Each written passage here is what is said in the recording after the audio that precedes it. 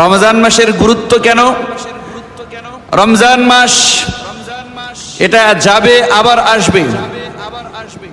16ই December, 26শে March, 21শে ফেব্রুয়ারি এগুলো আসে আবার চলে যায়। ঠিক তেমনি ভাবে রমজান মাস আসে এবং চলে যায়। কিন্তু এই রমজানের গুরুত্ব কেন, এত ফজিলত কেন? রমজানের গুরুত্ব এই কারণে, এত লাভ এই কারণে, এই মাসেই আল্লাহ রাব্বুল আলামিন চূড়ান্ত কিতাব, পৃথিবীবাসীর জন্য জীবন্ত মুজিজা আল কুরআনুল কারীম আল্লাহ পাক এই মাসে অবতীর্ণ করেছেন, যার কারণে এই রমজানের গুরুত্ব। বলেন সুবহানাল্লাহ। তেমনি ভাবে এই মাসের ভিতরে শবে কদরের গুরুত্ব এত কেন? রমজান মাসে আল্লাহ রাব্বুল আলামিন কোরআনকে নাজিল করেছেন, কোরআন নাজিল হওয়ার কারণেই শবে কদরের গুরুত্ব।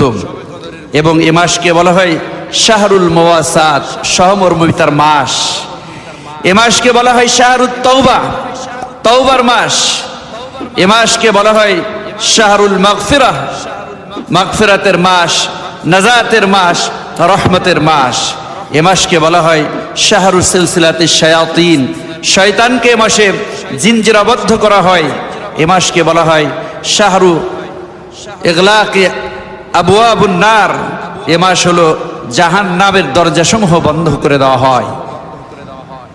এ মাসকে বলা হয় শাহরু ফতিহাত আবওয়াবুল জান্নাত, জান্নাতের দরজাসমূহ খুলে দেওয়া হয়।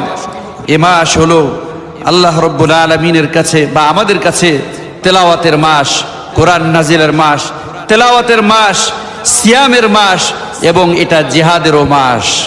অতএব সব কিছুর দিক থেকেই আল্লাহ পাক রব্বুল আলামিন রমজান মাসকে মর্যাদাবান করেছেন।